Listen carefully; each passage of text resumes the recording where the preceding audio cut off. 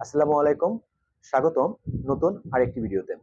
আজকের ভিডিওতে আমরা রসায়ন প্রথম পত্রের দ্বিতীয় চ্যাপ্টার গুণগত রসায়নের আহ, প্রথম ক্লাস শুরু করব। তো এই চ্যাপ্টারটা আজকে প্রথম ক্লাস। আজকের ক্লাসে আমরা এই চ্যাপ্টারের মৌলিক কণিকা, রাদারফোর্ডের আলফা কণা বিচ্ছুরণ পরীক্ষা এবং রাদারফোর্ডের পরমাণু মডেল নিয়ে আলোচনা করব। তো পড়ায় চলে যাওয়ার আগে খুবই গুরুত্বপূর্ণ একটা বিষয়, আমাদের ফেসবুক পেজ, গ্রুপ এবং ইউটিউব এগুলা কিন্তু সবগুলো একই নামে আছে, h.s.c সায়েন্স কেয়ার এই নামে আছে। যারা ফেসবুকে অবশ্যই ফেসবুক পেজটা ফলো দিয়ে রাখবা, গ্রুপে জয়েন করবা এবং ইউটিউব চ্যানেলটা অবশ্যই সাবস্ক্রাইব করে রাখবা। তাহলে অবশ্যই আশা করি উপকৃত হবা, বিকজ এই যে চ্যাপ্টারটা আজকে প্রথম ক্লাস, এরপর ইনশাআল্লাহ ধারাবাহিকভাবে এই চ্যাপ্টারের সকল ক্লাস সহ সব ফিজিক্স কেমিস্ট্রি আমাদের ইউটিউব চ্যানেলে ফিজিক্স কেমিস্ট্রি ম্যাথ এবং বায়োলজি এই চারটা সাবজেক্টের প্রত্যেকটা চ্যাপ্টারের ধারাবাহিকভাবে ভিডিওগুলো ইনশাআল্লাহ আপলোড করা হবে। আশা করি তোমরা অনেক বেশি উপকৃত হবা। তো যাই হোক, আর বেশি কথা বাড়াবো না, আমরা চলে যাব আমাদের আজকের পড়ায়। আজকের যে টপিকটা সেটা হচ্ছে যে মৌলিক কণিকা প্রথমে, তারপর হচ্ছে রাদারফোর্ডের আলফা কণা বিচ্ছুরণ পরীক্ষাটা আমরা করব। এরপরে আমরা হচ্ছে রাদারফোর্ডের যে পরমাণু মডেল আছে সেটা নিয়ে আমরা কথা বলবো, ঠিক আছে? তো প্রথমে আমরা চলে যাচ্ছি কোথায়, প্রথম টপিক যেটা মৌলিক মৌলিক কণিকা, এই টপিকটাতে আমরা চলে যাব। ওকে, আচ্ছা। তো আমরা একটু এটা ক্লিন করে দেই, ক্লিন করে দিয়ে আজকের যে প্রথম টপিক মৌলিক কণিকা সেটা আমরা স্টার্ট করব। দেখো, তো প্রথম হচ্ছে আমাদের মৌলিক মৌলিক কণিকা। দেখো এইটা, তো মৌলিক কণিকা। তো ফার্স্ট অফ অল মৌলিক কণিকা কি, একদম সহজ ভাষায় বলতে গেলে, দেখো সহজ ভাষায় তোমাদের ইন্টারমিডিয়েট সিলেবাসে যতটুকু বিষয় আছে আমরা ততটুকুর মধ্যেই থাকবো। মৌলিক কণিকা কণিকা সম্পর্কে পড়াশোনা তোমরা উপর লেভেলে বা অনার্স লেভেলে গেলে আরো অনেক বিস্তারিত পড়াশোনা করবা, বাট আমাদের ইন্টারমিডিয়েট লেভেলে যতটুকু দরকার, যতটুকু করলে সব পরীক্ষার জন্য আমরা সুইটেবল হয়ে যাবো, ততটুকু ইনশাআল্লাহ ডিপলি পড়াশোনা আমরা এখন করব। তো মৌলিক কণিকা সহজ ভাষায় বলতে গেলে যে সকল সূক্ষ্ম কণিকা দ্বারা পরমাণু গঠিত, যে সকল সূক্ষ্ম কণিকা দ্বারা পরমাণু গঠিত, ওই সকল কণাগুলোকে কি বলা হয়, মৌলিক কণিকা বলা হয়। ওকে, তো মৌলিক কণিকা তিন প্রকার। আশা করি ডেফিনেশনটা বুঝতে পারছো, আমি আর ডেফিনেশনটা বোর্ডে লিখলাম না, তোমরা একটু জাস্ট শুনে নিও যে যে সকল সূক্ষ্ম কণিকা দ্বারা পরমাণু গঠিত, ওই সকল কণিকাগুলোকে মৌলিক কণিকা বলা হয়। মৌলিক কণিকা তিন ধরনের, পরমাণুকে ভেঙে বিভিন্ন ভাবে পরমাণুকে ভাঙার মাধ্যমে, বিভাজন ঘটার মাধ্যমে আজ পর্যন্ত তিন ধরনের মৌলিক কণিকা পাওয়া গেছে। ঠিক আছে, তো আমরা লিখতে পারি যে মৌলিক কণিকা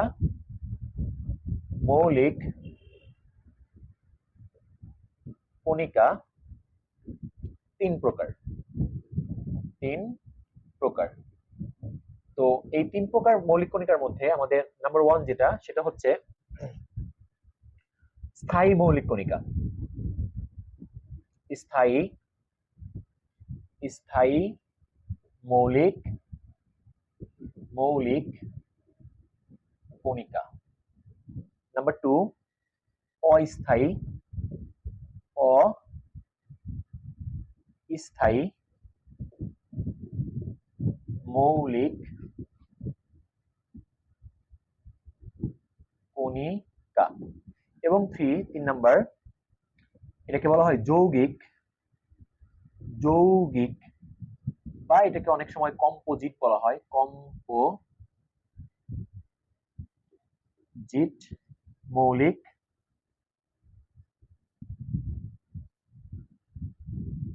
কণিকা।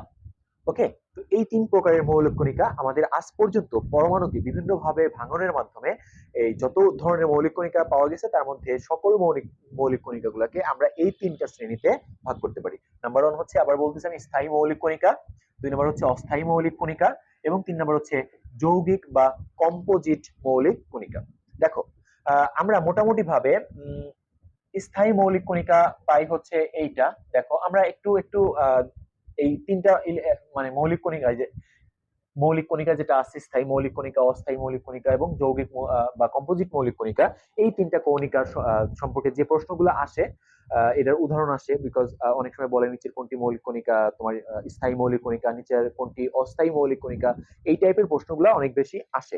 তো আমরা ওই বিষয়গুলো একটু উদাহরণ সহ এবং স্থায়ী মৌলিক কণিকা কোনগুলা, অস্থায়ী মৌলিক কণিকা কোনগুলা, কম্পোজিট মৌলিক কণিকা কোনগুলা, এগুলো একটু আমরা বিশেষভাবে একটু বোঝার চেষ্টা করব।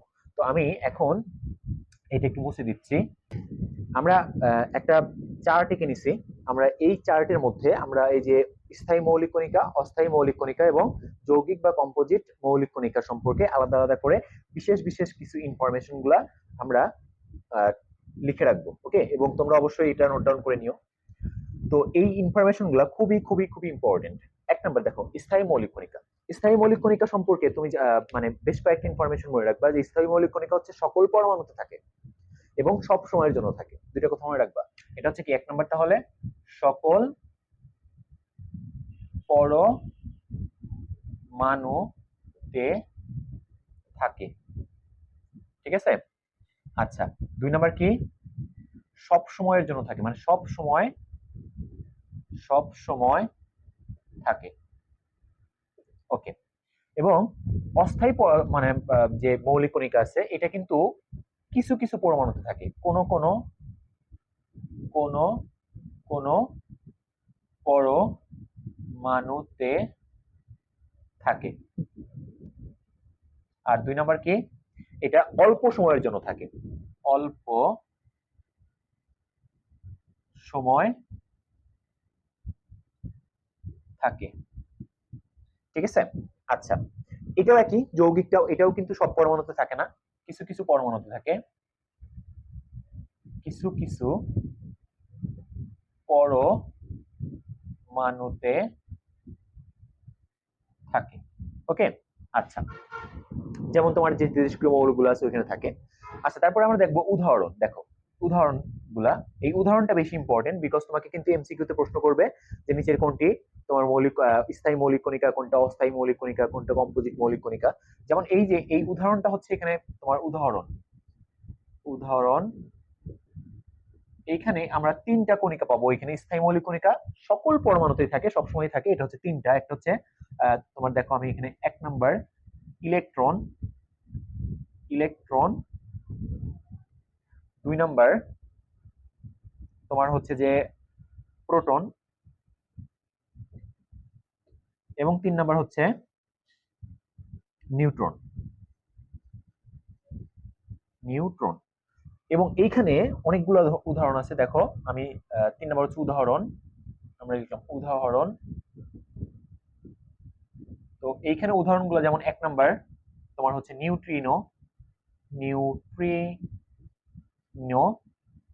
দুই number anti neutrino,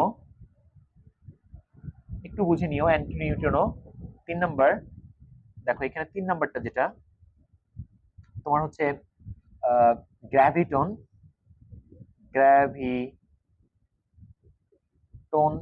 number 4 positron, okay, number 5 পজিট্রিনো,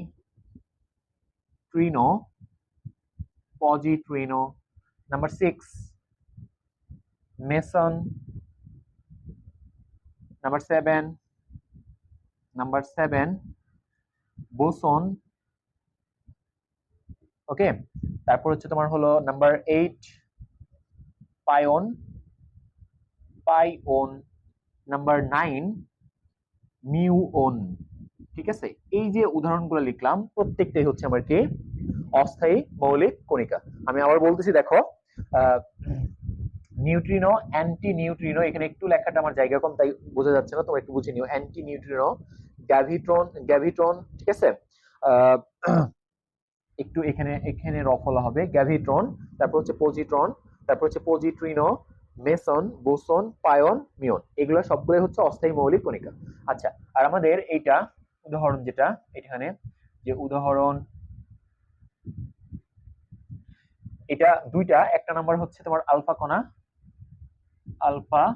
কণা, আর দুই নাম্বার হচ্ছে তোমার হলো ডিউটেরিয়াম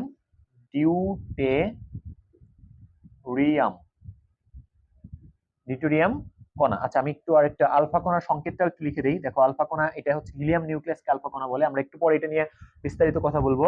এটা হচ্ছে হিলিয়াম নিউক্লিয়াস, আলফা কণার সংকেতটা হচ্ছে এরকম, প্লাস এখানে 4 এখানে 2, এটা হচ্ছে আমার আলফা কণা। মনে রাখবা। আর 2 নাম্বার হচ্ছে ডিউটেরিয়াম, ডিউ ডিউটে রি আম, এটাকে বলা হয় হচ্ছে তোমার এরকম বলে অনেক সময় 2 দিয়ে এখানে 1 দেয়, অথবা এটাকে বলে D21, এটাকে হচ্ছে ডিউটেরিয়াম বলা হয়। হাইড্রোজেনের যে তোমার যে আমরা আইসোটোপ দেখি ওইটার ডিউটেরিয়ামটা। আচ্ছা, এখানে কিন্তু আরেকটা বিষয় একটু মনে রাখো যে ভারী পানির সংকেত কিন্তু এই জন্য এরকম বলা হয়। তো ভারী পানির সংকেতে আমরা কোন হাইড্রোজেনটা ইউজ করি? এই ডিউটেরিয়াম হাইড্রোজেনটা ইউজ করি। তো এইটা হচ্ছে আমার কম্পোজিট কণা, এই দুইটা। তো আমি আবার একটু সামারাইজ করতেছি দেখো, যে এই ইনফরমেশন গুলো আমাদের এই মৌলিক কণিকা সম্পর্কে আমাদের মাথায় রাখতে হবে। আমাদের যে প্রতিযোগিতামূলক প্রশ্নগুলো আসে সেগুলো, পরীক্ষায় যে প্রশ্নগুলো আসে সেগুলোর জন্য। স্থায়ী মৌলিক কণিকা সকল পরমাণুতে থাকবে এবং সব সময়ের জন্য থাকবে, এবং এটার উদাহরণ কয়টা? 3টা। স্থায়ী মৌলিক কণিকা 3টা: ইলেকট্রন, নিউট্রন এবং প্রোটন। Electron, proton, neutron. এবং অস্থায়ী মৌলিক কণিকা অনেকগুলো আছে।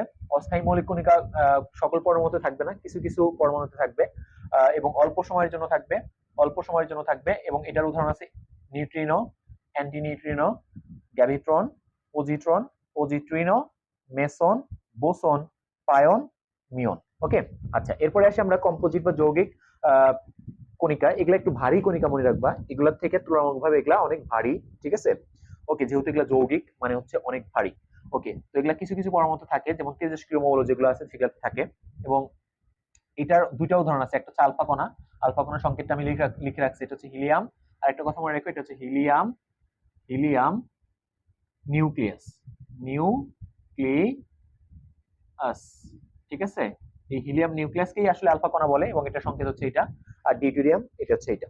এই হচ্ছে আমাদের মৌলিক কণিকাগুলা, আমাদের এই বিষয়গুলো জানতে হবে। এরপরে আমাদের আসলে বেসিক্যালি স্থায়ী যে মৌলিক কণিকা 3টা, ইন্টারমিডিয়েট সিলেবাসে এই 3টা মৌলিক কণিকা সম্পর্কে বিস্তারিত আলোচনা করা হয়েছে, এবং এগুলা নিয়ে তোমার এই চ্যাপ্টারটাতে আমরা এই 3টা মৌলিক কণিকা সম্পর্কে বিস্তারিত আলোচনা করব। ওকে, তো যাই হোক, আমরা এর পরবর্তীতে দেখো আমরা এই যে ইলেকট্রন, প্রোটন, নিউট্রন এই সম্পর্কে আমরা বিস্তারিত আলোচনা করতে হবে, কি কি বিষয় জানতে হবে সেগুলো আমরা এখন দেখব। আমরা এই পর্যায়ে আমরা এই ইলেকট্রন, প্রোটন, নিউট্রন যে 3টা স্থায়ী কণিকা আছে তাদের সম্পর্কে যে ইনফরমেশন গুলো আমাদের জানতে হবে, এবং প্রতিযোগিতায় পরীক্ষামূলক পরীক্ষায় যে প্রশ্নগুলো আসতে পারে এখান থেকে, এবং ম্যাথমেটিক্যাল প্রবলেম সলভ করতেও যে ভ্যালুগুলো আমাদের জানা দরকার, সেই ভ্যালুগুলো এখন আমরা শিখে নিব। দেখো, 1 নাম্বার এখানে যেটা জানতে হবে সেটা হচ্ছে আবিষ্কারক, মানে এগুলা কে আবিষ্কার করছে। তো আবিষ্কারক জানতে হবে। ঠিক আছে? আবিষ্কারক, আবিষ্কারক দেখো, ইলেকট্রনটা আবিষ্কার করছে J J J J J J Thomson, Thomson. এটা হচ্ছে ইলেকট্রনের আবিষ্কারক উনি। ঠিক আছে? এবং প্রোটন আবিষ্কার করছে রাদারফোর্ড, এটা একটু মনে রেখো, রাদারফোর্ড, রাদারফোর্ড। দেন হচ্ছে নিউটন আবিষ্কার করছে জেমস, জেমস চ্যাডউইক, চ্যাডউইক। ওকে। আচ্ছা, এরপরে আসি আমরা যে সালটা জানার দরকার নাই, খুব বেশি ইম্পর্টেন্ট না, তারপরে আমি একটু বলি যে সালটা আমি এখানে লিখবো না, তোমরা একটু মনে রেখো। এই জে জে থমসন এটা হচ্ছে 1897 সালে আবিষ্কার করছে ক্যাথোড রশ্মির পরীক্ষার মাধ্যমে, এগুলো একটু জাস্ট মনে রেখো। আর রাদারফোর্ড পরীক্ষা এটা আবিষ্কার করছে 1919 সালে, এবং এটা হচ্ছে 1932 সালে নিউটন। এরপরে আমাদের যেটা জানতে হবে যে এটা সংকেতটা কি। দেখো, সংকেত, সংকেত জানতে হবে আমাদের। দেখো, ইলেকট্রনকে আমরা এর যে সংকেত সেটা হচ্ছে ই, এই যে এই -1 দিয়ে প্রকাশ করা হয়, অথবা কখনো কখনো ই মাইনাস, বা শুধু ই দিয়েও প্রকাশ করা হয়। ওকে, আমি একটু বড় করে লিখি যে এটা হচ্ছে -1, অথবা কি দিয়ে প্রকাশ করা হয়, ই মাইনাস, শুধুমাত্র এই যে এখানে মাইনাস দেওয়া হয় একটা, অথবা শুধু ই দিয়েও অনেক সময় প্রকাশ করা হয়। ওকে, এরপরে প্রোটনকে প্রকাশ করা হয়, দেখো যে 1 1 অর্থাৎ হাইড্রোজেন। প্রোটন কিন্তু একটা হাইড্রোজেন, অর্থাৎ হাইড্রোজেনের মধ্যে যখন একটা ইলেকট্রনকে, অর্থাৎ হাইড্রোজেনের নিউক্লিয়াস যেটা, সেটাই কিন্তু প্রোটন। ওকে, বা অনেক সময় এটাকে এইভাবে প্রকাশ করা হয় যে পি লিখে 1 1 দেওয়া হয়, মানে হচ্ছে একটা প্রোটন বোঝাচ্ছে, এখানে একটা প্রোটন বোঝাচ্ছে। হাইড্রোজেনের নিউক্লিয়াসে কিন্তু দেখো কোনো নিউট্রন থাকে না, নরমাল যে হাইড্রোজেনটা, সেই ওখান থেকে যদি আমরা একটা ইলেকট্রনকে সরাই নিই, যেটা থাকবে শুধুমাত্র একটা প্রোটন পড়ে থাকবে, ওইটা এই জন্য আমরা এটা দিয়ে প্রোটনকে বুঝাই। ওকে, অথবা শুধুমাত্র কি দিয়ে বোঝানো হয়, পি। এরপরে নিউট্রন হচ্ছে এইভাবে প্রকাশ করা হয়, এইভাবে, অথবা শুধু এন দিয়েও প্রকাশ করা হয়। ওকে, এরপরে যেটা জানতে হবে এটা হচ্ছে চার্জ। এই যে এগুলার চার্জ কত, ঠিক আছে? চার্জ দেখো, ইলেকট্রনের চার্জ হচ্ছে আমরা জানি 1.6 গুণন 10 ইনভার্স 19 কুলম্ব। আচ্ছা, আরেকটা আরো আরো বেশ কিছু এটা হচ্ছে কুলম্ব, এটা এসআই এককে এই চার্জের মানটা। আরো বেশ কিছু এককে আমাকে মনে রাখতে হবে, সেটা হচ্ছে 1.6 গুণন 10 ইনভার্স 19 ইএমইউ, এটাকে বলা হয় ইএমইউ। আমি একটু ছোট করে লিখলাম ইএমইউ, এই এককটাকে বলা হয় ইএমইউ, ইলেকট্রোম্যাগনেটিক ইউনিট, ঠিক আছে? আরেকটা ভ্যালু তোমাকে মনে রাখতে হবে, সেটা হচ্ছে 4.8 গুণন 10 ইনভার্স 10, এটা হচ্ছে ইএসইউ বলে, অর্থাৎ ইলেকট্রোস্ট্যাটিক ইউনিট, ঠিক আছে? এখন প্রোটনের যে ইলেকট্রনের যে চার্জ, সেম চার্জটাই এখানে থাকবে প্রোটনের, কিন্তু এগুলা কিন্তু সব নেগেটিভ হবে, ইলেকট্রনেরটা নেগেটিভ হবে, ইলেকট্রনের গুলো নেগেটিভ হবে, ওকে? আর প্রোটনের গুলা আমি একটু এখানে আবার লিখি মুছে, তো এখানে হচ্ছে 4.8 গুণন 10 ইনভার্স 10, এটা একক হবে ES U, electrostatic unit. Same charge হবে কার? প্রোটনের, জাস্ট পজিটিভ, ওকে? তো আমি এখানে লিখলাম সেম বাট পজিটিভ, ওকে? আচ্ছা, তারপরে নিউট্রনের কোনো চার্জ নাই, নো চার্জ, তো আমরা লিখলাম নো চার্জ, ওকে? ওকে, দেখো এরপরে আমাদের জানতে হবে যেটা ভর, ঠিক আছে? ভর জানতে হবে, এরপরে আমাদের ভর জানতে হবে। ভরটা কত আমরা জানি, ইলেকট্রনের ভর হচ্ছে 9.11 গুণন 10 ইনভার্স 28 গ্রাম। বাট যদি কেজিতে বলি, দেখো কেজিতে বললে কিন্তু কত হবে? কেজিতে বললে কিন্তু এখানে 31 হবে। তাহলে গ্রামে মনে রাখবা, গ্রামে হচ্ছে 28, আর কেজিতে বললে জাস্ট 3 বাড়ায় দিবা, মাইনাসের পর 3 বাড়ায় দিবা। তো আমি আর কেজিতে লিখলাম না। এইটার ভর দেখো 1.673 গুণন 10 ইনভার্স 24 গ্রাম। কেজিতে বললে 3 বাড়বে, অর্থাৎ 27 হবে। আর এইটার ভর, নিউটনের ভর হচ্ছে 1.675 গুণন 10 ইনভার্স 24 গ্রাম। দেখো তো একটু খেয়াল করো, এখানে কিন্তু প্রশ্ন আসে অনেক সময় যে সবচেয়ে ভারী স্থায়ী মৌলিক কণিকা হচ্ছে নিউট্রন, তারপরে হচ্ছে ইলেকট্রন, তারপরে হচ্ছে হাইড্রোজেন। ইলেকট্রন কিন্তু সবচেয়ে হালকা, সবচেয়ে ভারী হচ্ছে নিউট্রন, সবচেয়ে হালকা হচ্ছে ইলেকট্রন, এবং এটা হচ্ছে মধ্যম, ওকে? এবং তারপরে আমাকে যেটা জানতে হবে সেটা হচ্ছে আপেক্ষিক আপেক্ষিক আপেক্ষিক ভর। আপেক্ষিক ভর দেখো, ওর আপেক্ষিক ভরটা, প্রোটনের আপেক্ষিক ভরটাকে অন ধরা হয়, তো এটার তুলনায় এটা খুব বেশি বড় না, হালকা একটু বড়, দ্যাটস ওয়াই এটাকে অন ধরা হয় আপেক্ষিক ভর। কিন্তু এটাকে দেখো, এটা হচ্ছে এটাকে ধরা হয় 1/1836, কোন কোন বইয়ে আছে, আবার কোন কোন বইয়ে পাবা তুমি 1837 পাবা।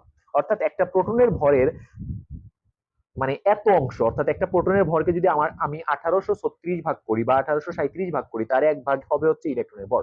অর্থাৎ এটা এই ইলেকট্রনের ভরের তুলনায় এটা এত ছোট, অথবা প্রোটনের ভর ইলেকট্রনের ভরের তুলনায় এত গুণ বেশি, ঠিক আছে? আচ্ছা, এরপরে জানতে হবে আমাকে আপেক্ষিক আধান জানতে হবে। আপেক্ষিক আধান, এই বিষয়টাও একটু ভালো করে লিখবা।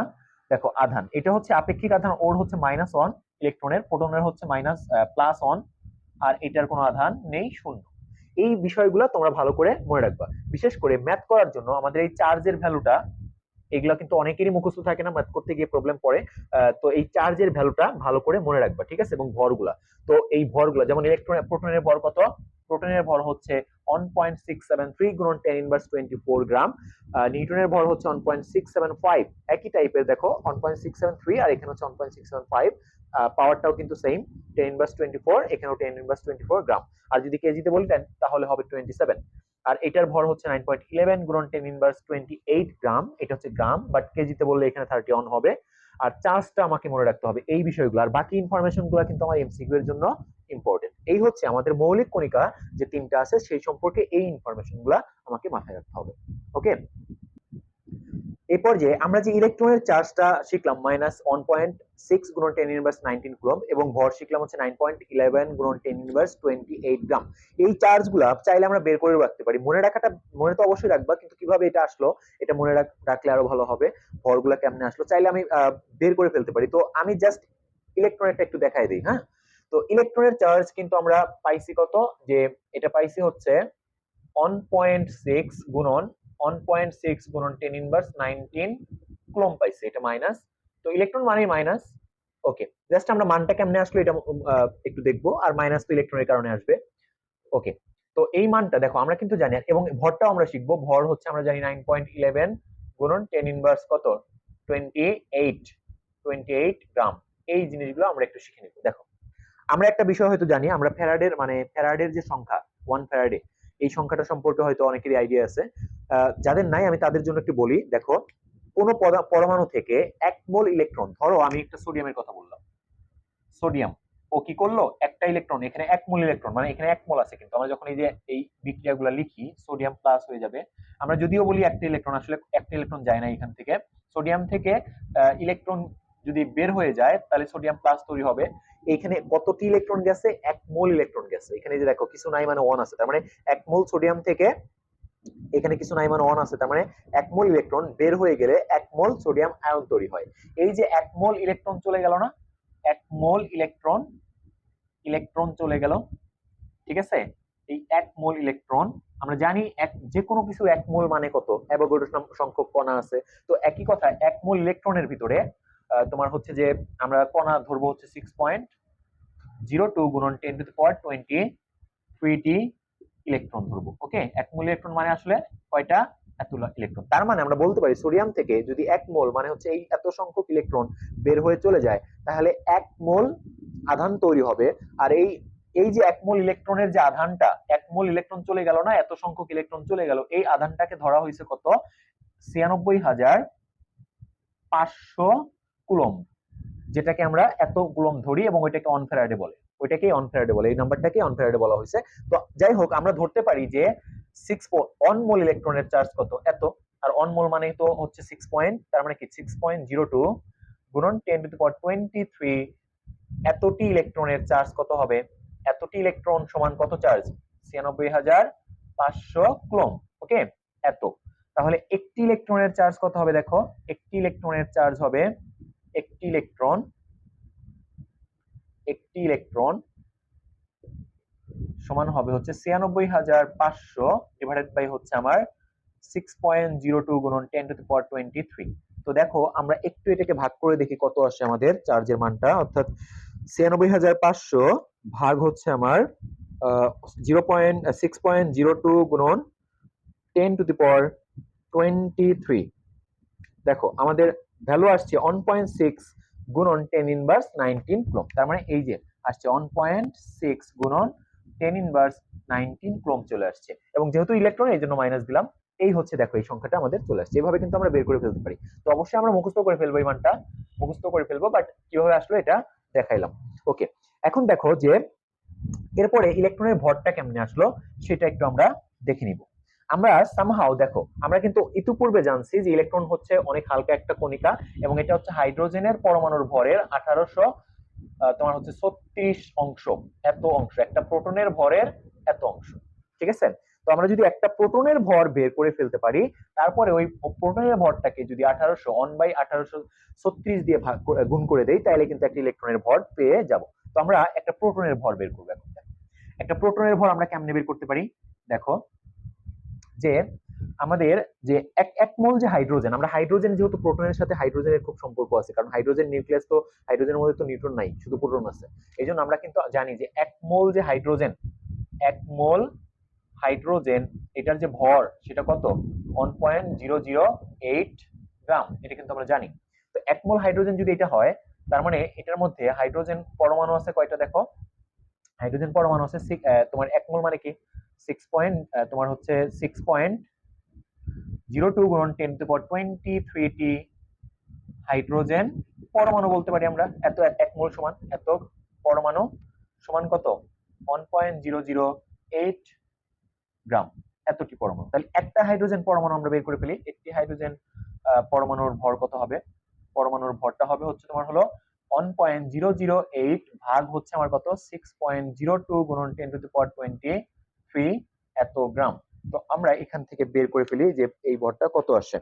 তাহলে 1.008 ভাগ হচ্ছে আমার 6.02 গুণন 10 টু দি পাওয়ার 23 এত। দেখো একটা পরমাণুর ভর আসলো আমাদের 1.7, এই যে 1.67 তোমার হচ্ছে যে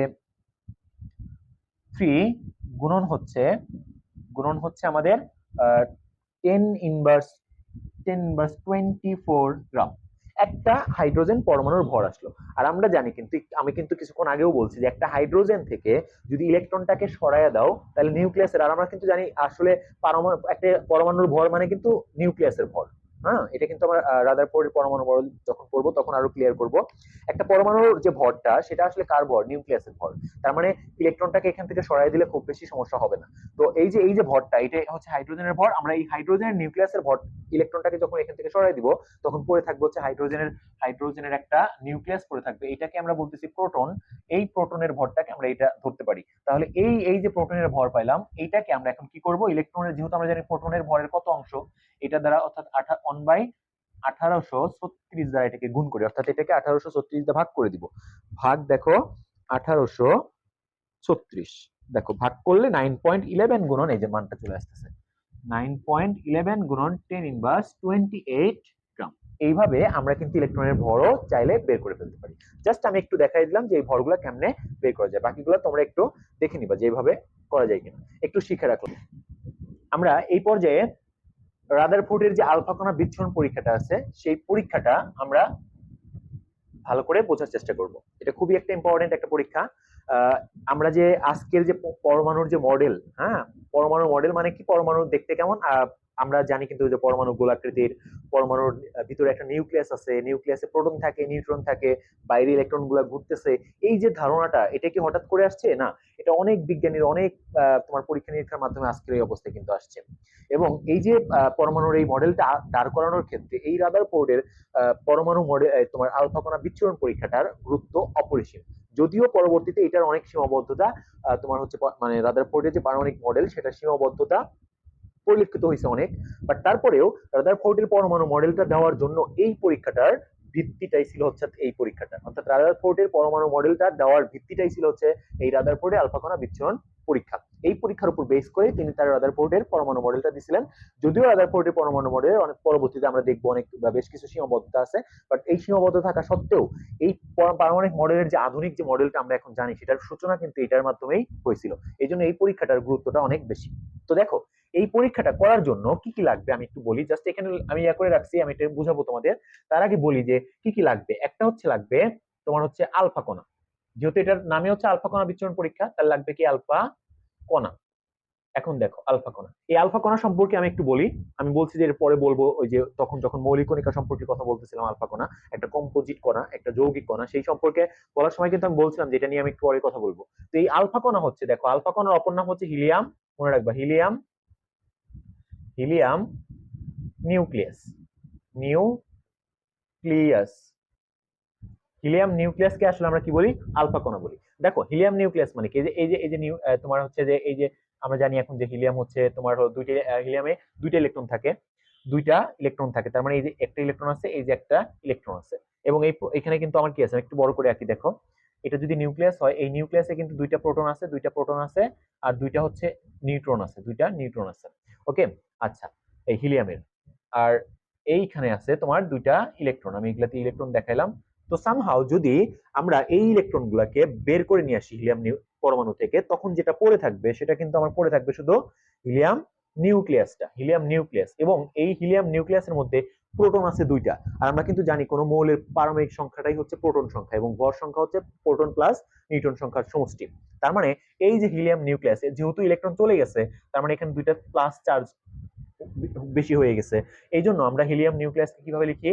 হিলিয়াম, এটা হচ্ছে হিলিয়াম পরমাণু, দেখো এটা হচ্ছে হিলিয়াম পরমাণু, বাট এখান থেকে দুইটা ইলেকট্রন বের করে নিয়ে আসা মানে কি? দুইটা চার্জ বাড়তি হয়ে গেল। এইটা হচ্ছে হিলিয়াম নিউক্লিয়াস, তার মানে হিলিয়া আলফা কণা। বাট যদি এই দুইটা চার্জ বাদ দিই তখন কিন্তু এটা হিলিয়াম পরমাণু হয়ে যাবে। বাট যখন তুমি এখানে দুইটা চার্জ দিবা তখন কিন্তু এইটার একটা হিলিয়াম নিউক্লিয়াসে পরিণত হবে, আর হিলিয়াম নিউক্লিয়াসটাকে আমরা নাম দিছি আলফা কণা।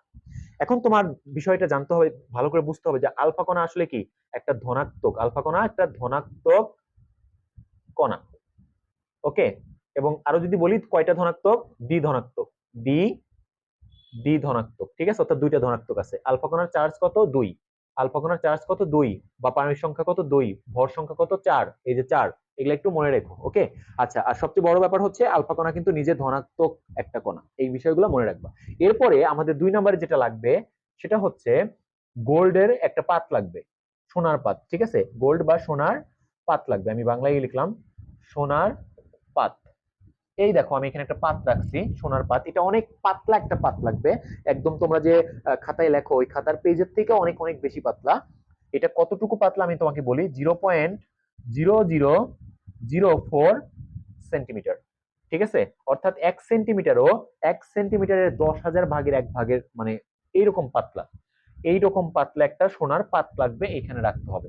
এবং আরো যেটা লাগবে সেটা হচ্ছে আমাদের 3 নাম্বার, জিঙ্ক সালফাইড লাগবে আমাদের। এই জিঙ্ক সালফাইড কেন? কারণ হচ্ছে এটা আলফা কণার সাথে, এই যে আলফা কণা আছে না, এই আলফা কণার সাথে জিঙ্ক সালফাইডটা একটা প্রতিক্রিয়া সৃষ্টি করতে পারে, একটা প্রতিপ্রভা সৃষ্টি করতে পারে। অর্থাৎ জিঙ্ক আলফা কণা যদি জিঙ্ক সালফাইডের উপরে পড়ে, সেখানে কি হয়, প্রতিপ্রভা, মানে আলোর ঝলকানি সৃষ্টি হয় আর কি। প্রতিপ্রভা বা আলোর আলোর ঝলকানি, ঝলকানি সৃষ্টি হয়, সৃষ্টি হয়। তাতে করে বোঝা যায় যে আলফা কণাগুলো আসছে কিনা বের। এই জন্য আমরা জিঙ্ক সালফাইডটা ইউজ করব। এখন কোথায় কোনটা ইউজ করব আমি এই বিষয়টা একটু ক্লিয়ার করব। দেখো এখানে আমি সেটআপটা আঁকায় রাখছি। এই যে মাঝখানে আমরা একটা গোল্ডের পাতলা পাত নিছি। কেন পাতলা পাত নিছি? এই যে দেখো এখানে আমরা একটা বক্স রাখছি, এই বক্সটা কার? সীসার। এখন সীসার কেন? কারণ দেখো আমরা কিন্তু কিছুক্ষণ আগেও বলছিলাম, যখন আমি আলফা কণা তোমাকে ওই যে মৌলিক কণিকার ওখানে পড়াই, তখন বলছিলাম যে আলফা কণা পাওয়া যায় কোথায়? তেজস্ক্রিয় মৌল।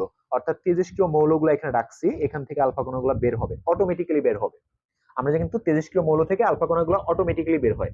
এখন অটোমেটিক্যালি বের হইলে আলফা কণাটা কিন্তু মানবদেহের জন্য ক্ষতিকর। এই জন্য এটা যেন মানে চতুর্দিকে ছড়ায় না পড়ে, এই জন্য আমরা একটা সীসার বক্সের ভিতরে এটাকে রাখছি। বিকজ সীসা হচ্ছে এই আলফা কণাকে কি করতে পারে, প্রোটেক্ট রাখতে পারে, মানে সংরক্ষিত অবস্থায় রাখতে পারে। আর এই পাশে একটা ছিদ্র করে দিছি, দেখো এখানে একটা ছিদ্র করে দিছি, যেন এই পাশ দিয়ে শুধু আমার এই পাতের উপরে পড়ে, কারণ আমার আলফা কণা গুলা হচ্ছে পাতের উপরে ফেলতে হবে।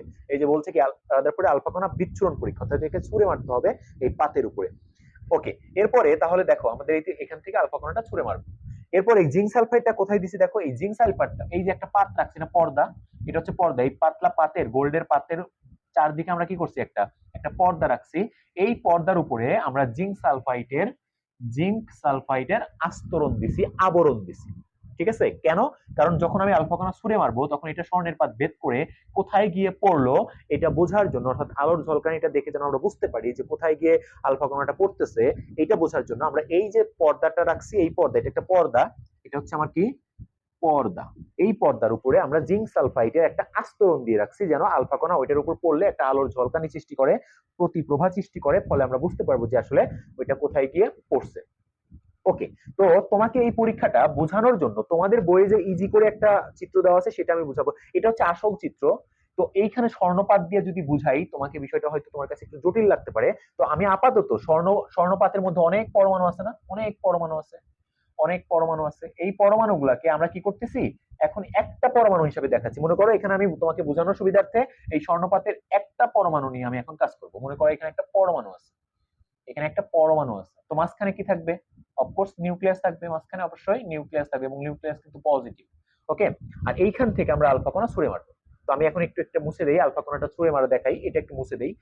মুছে দিয়ে আমি আলফা কণাগুলো দেখাচ্ছি। আলফা কণা দ্বিধনাত্মক। তো প্রথমে দেখো, প্রথমে যখন এইখান থেকে উনি আলফা কণা ছুঁড়ে মারছে, তো এই আলফা কণাটা এইখান দিয়ে চলে গেছে, এইখান দিয়ে দেখো, এইখান দিয়ে যখন আলফা কণা ছুঁড়ে মারা হয়েছে, এই আলফা কণাটা এইখান দিয়ে এইখানে এসে পড়ছে, এবং এখানে একটা প্রতিপ্রভা সৃষ্টি হয়েছে, প্রতিপ্রভা সৃষ্টি হয়েছে।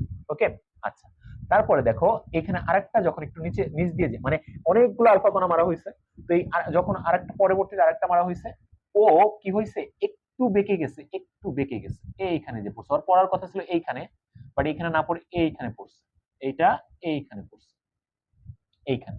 আচ্ছা, যখন আরেকটু আরেকটু নিউক্লিয়াস, দেখো আমরা কিন্তু কেন্দ্রের কাছে যাচ্ছি, যত কাছে যাচ্ছি তত বেঁকে যাচ্ছে। দেখো এটা, এটা যখন মারা হইলো, তখন দেখা গেল কি এইটা আরো বেশি বেঁকে গেল, এইখানে, এটা যাওয়ার কথা ছিল এইখানে, বাট গিয়ে পড়লো এইখানে। ওই যে আলোর ঝলকানি দেখে আমরা বুঝতে পারতেছি যে কোথায় গিয়ে পড়লো, ঠিক আছে। এটা হচ্ছে আলোর ঝলকানি দেখাচ্ছি আমি, এটা হচ্ছে আলোর ঝলকানি। ওকে, এগুলো হচ্ছে কি, আলোর ঝলকানি।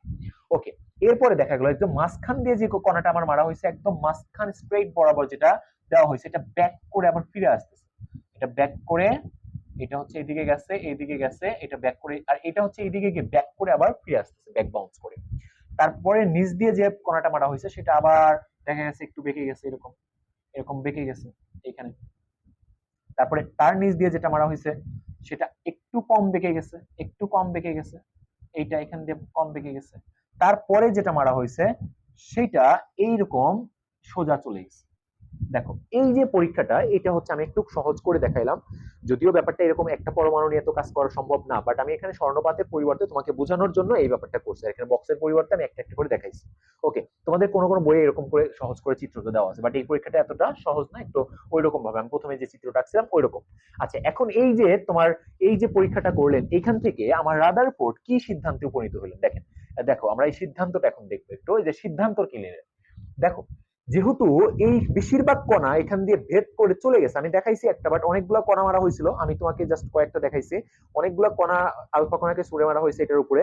তো ম্যাক্সিমাম কণা দেখা গেছে কি এটাকে ভেদ করে একদম জায়গায়, এই যে যেমন এটা এটা ভেদ করে একদম সোজা চলে গেছে, ওরকম ম্যাক্সিমাম কণাগুলাই ভেদ করে চলে গেছে, যেগুলো যেগুলো নিউক্লিয়াস থেকে দূরে, ওই দূরের কণাগুলা সব ভেদ করে এখানে স্ট্রেট সোজা পড়ে গেছে।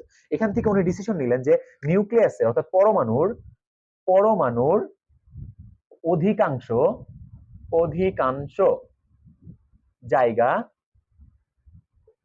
ফাঁকা, এটা উনি ভাবলেন, ঠিক আছে। যেহেতু এবং আরেকটা ডিসিশন দেখুন, দেখো যে এই ফাঁকা জায়গা বলো, অধিকাংশ জায়গা ফাঁকা, এবং এই ফাঁকা জায়গাতে মেবি ইলেকট্রন আছে।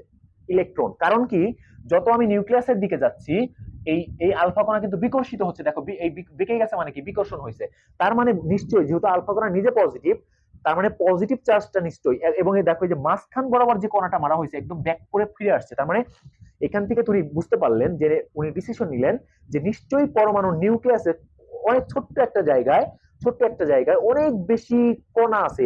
একটা জায়গায় যখন একটা জায়গায় অনেক যখন লোক থাকবে তখন এখানে অনেক গিঞ্জি মার্কা থাকবে না, ওইখান থেকে কিছু যাবে না, তার মানে এখানে অনেক কণা আছে এবং অবশ্যই এই কণাগুলো পজিটিভ। দ্যাটস ওয়াই আলফা কণাকে বিকর্ষণ করে একদম ব্যাক বাউন্স করে পাঠিয়ে দিছে।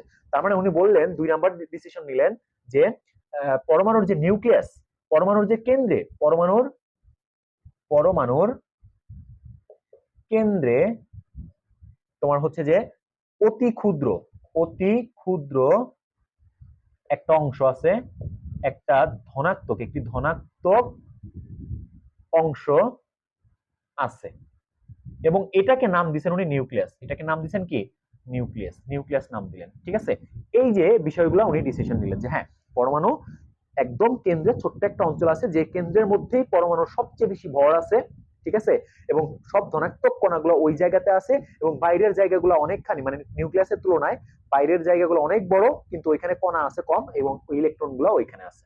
এই ডিসিশন গুলা নিলেন, এবং এই ডিসিশন নেওয়ার মাধ্যমে উনি ওনার যে পারমাণবিক মডেল, রাদারফোর্ডের পারমাণবিক মডেল, সেই মডেলটা কিন্তু উনি প্রকাশ করলেন 1911 সালে। এই পরীক্ষাটা 1911 সালে করছিলেন, এবং ওনার এই পরীক্ষার উপর বেস করে ওনার যে মডেল, যে পরমাণু কেমন, হ্যাঁ পরমাণু কোথায় কে আছে, এই মডেলটা উনি 1911 সালে প্রকাশ করেন। আমরা এখন এই রাদারফোর্ডের পরমাণু মডেলটা পড়াশোনা করব, যে কি কি বিষয় উনি ওনার পারমাণবিক মডেলে বলছেন।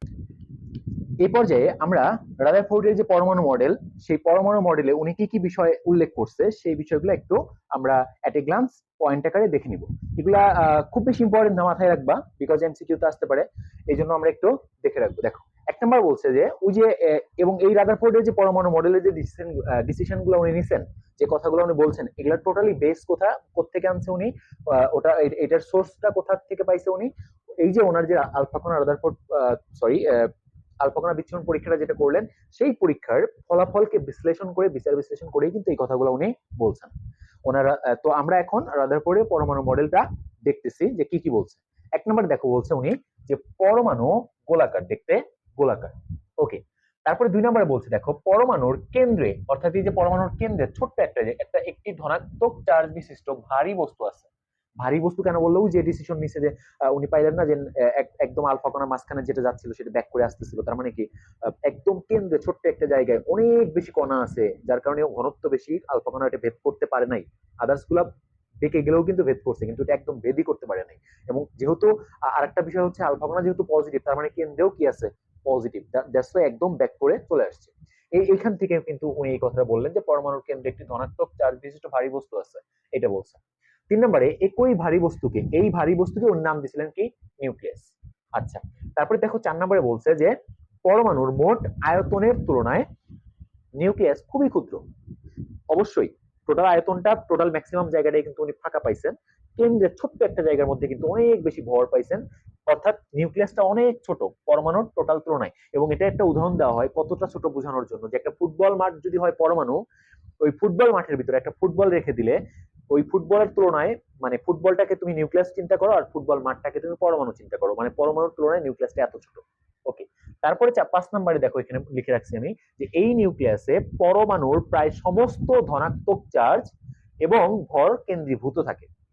ঠিক আছে, অর্থাৎ ওই নিউক্লিয়াসটা ছোট জায়গা, কিন্তু ওই ছোট জায়গার মধ্যেই পরমাণুর সমস্ত পজিটিভ চার্জ এবং ভর, ম্যাক্সিমাম ভর প্রায় তোমার হচ্ছে 99.97 যে ভর, ম্যাক্সিমাম ভরটাই থাকে ওই ছোট্ট জায়গার মধ্যে। এই জন্য বলা হয়েছে যে নিউক্লিয়াসে পরমাণুর প্রায় সমস্ত ধনাত্মক চার্জ এবং ভর কেন্দ্রীভূত থাকে। এরপরে দেখো 6 নম্বরে কি বলা হয়েছে, পরমাণু বিদ্যুৎ নিরপেক্ষ। বিদ্যুৎ নিরপেক্ষ অর্থাৎ নিউক্লিয়াসে যতগুলো মানে পজিটিভ চার্জ, ধনাত্মক চার্জ থাকে, ঠিক একই সংখ্যক, সমান সংখ্যক ঋণাত্মক চার্জ বিশিষ্ট ইলেকট্রন কোথায় থাকে? বাইরে ঘূর্ণনরত অবস্থায় থাকে। ওকে, এবং ফাইনালি দেখো বলছে যে এই যে ইলেকট্রন গুলা যে বাইরে থাকে, নিউক্লিয়াসের বাইরে থাকে, সেই ইলেকট্রন গুলা সৌরজগতে ঘূর্ণায়মান গ্রহের মতো ইলেকট্রন গুলাও নিউক্লিয়াসের চারদিকে ঘুরতেছে। এই জন্য অনেক সময় কিন্তু আমরা এই যে রাদারফোর্ডের পরমাণু মডেলটাকে, এটাকে কিন্তু আমরা সৌর মডেল বলি, যেহেতু উনি কি করছে, সৌরজগতের সাথে তুলনা করছে। এই জন্য আমরা অনেক সময় বলি সৌর মডেল। এই রাদারফোর্ডের অপর নাম কি? সৌর মডেল, বিকজ উনি সৌরজগতের সাথে এটাকে তুলনা করছেন। ওকে, এই পর্যায়ে আমরা রাদারফোর্ড পরমাণু মডেল দেখলাম। এই পর্যায়ে আমরা এই রাদারফোর্ডের পরমাণু মডেলের যে ভুলগুলা ছিল, সীমাবদ্ধতা গুলা ছিল, ঠিক আছে, ভুল বলবো না, সীমাবদ্ধতা গুলা ছিল, যে ব্যাখ্যাগুলা রাদারফোর্ড তার পরমাণু মডেলে প্রকাশ করেন নাই, সেই বিষয়ে সীমাবদ্ধতা গুলা নিয়ে আমরা কথা বলবো। ওকে, আচ্ছা, তো দেখো 1 নম্বর সীমাবদ্ধতা ছিল উনি ওনার মডেলটাকে সৌরজগতের সাথে তুলনা করছিলেন, কিন্তু আসলে ঠিক হয় নাই, কারণ সৌরজগতে সূর্য সহ গ্রহগুলা কেউ কিন্তু চার্জ বিশিষ্ট না, সবাই কিন্তু চার্জ নিরপেক্ষ। কিন্তু নিউক্লিয়াস পরমাণুর ভিতরে, সামগ্রিক পরমাণুটা কিন্তু বিদ্যুৎ নিরপেক্ষ, কিন্তু নিউক্লিয়াসের ভিতরে যারা ঘুরতেছে, যাদেরকে সৌরজগতের সাথে তুলনা করা হয়েছে, ইলেকট্রনের সাথে গ্রহগুলো তুলনা করা হয়েছে, সূর্যের সাথে নিউক্লিয়াস তুলনা করা হয়েছে, ওইখানে সূর্য এবং গ্রহগুলা সবাই নিরপেক্ষ হইলেও আমার এই নিউক্লিয়াস কিন্তু ধনাত্মক চার্জ বিশিষ্ট, কিন্তু সূর্য কিন্তু আবার তড়িৎ নিরপেক্ষ। আবার ইলেকট্রনকে তুলনা করা হয়েছে গ্রহের সাথে, ইলেকট্রন নেগেটিভ, কিন্তু গ্রহগুলা কিন্তু আবার তড়িৎ নিরপেক্ষ। এই যে তার মানে তার এই তুলনা করাটা 100% ঠিক হয়নি। আচ্ছা, সেকেন্ড দেখো, আমরা তাহলে 1 নম্বর সীমাবদ্ধতা দেখলাম। সেকেন্ড সীমাবদ্ধতা বলছে যে ম্যাক্সওয়েলের তড়িৎ চৌম্বক তরঙ্গকে ব্যাখ্যা করতে না পারা।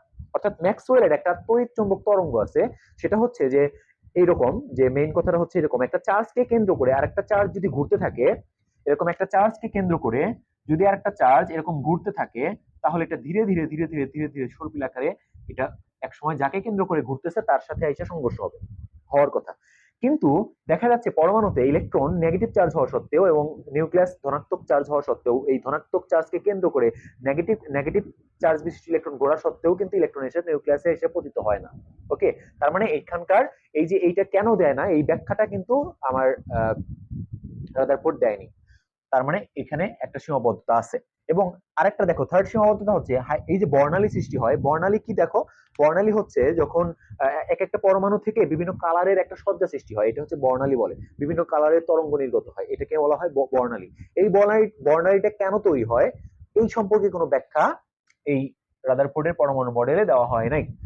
ফোর্থ নাম্বার সীমাবদ্ধতা যেটা, সেটা হচ্ছে দেখো যে আবর্তনশীল ইলেকট্রনের কক্ষপথ, অর্থাৎ ইলেকট্রন যে ঘুরতেছে এটার যে একটা আবর্তনের কক্ষপথ থাকে, যে পথে সে ঘুরতেছে এই পথের নাম হচ্ছে কক্ষপথ। এই কক্ষপথ সম্পর্কে কোনো কিছু উনি ওনার পরমাণু মডেলে বলেন নাই। এবং লাস্ট এন্ড ফাইনাল যে লিমিটেশনটা, সেটা হচ্ছে একাধিক ইলেকট্রন যদি থাকে কোনো পরমাণুতে, উনি ওনার পরমাণু মডেলটা বিশেষ করে দিছে হচ্ছে হাইড্রোজেনের জন্য। কিন্তু যদি একাধিক পরমাণু বিশিষ্ট যেটা আছে, সোডিয়াম, ক্লোরিন, ফ্লোরিন অনেক আছে, এই সব পরমাণুতে ইলেকট্রন গুলা কে কিভাবে কোথায় থেকে ঘুরতেছে এই বিষয়ে ক্লিয়ার কোনো আইডিয়া রাদারফোর্ড তার পরমাণু মডেলে প্রকাশ করেন নাই। তো এই হচ্ছে আমার সীমাবদ্ধতা। এগুলা কিন্তু আমার খ নাম্বার প্রশ্নে চলে আসে সৃজনশীলের, এমসিকিউ এর জন্য ইম্পর্টেন্ট। তো বিষয়গুলো আমি একটু নোট ডাউন করে দিছি, একদম মেইন পয়েন্ট গুলা নোট ডাউন করে দিছি। এই পয়েন্ট গুলো তোমরা ভালো করে মাথায় রাখবা। ওকে, তো যাই হোক, আজকে ভিডিওটা এই পর্যন্তই।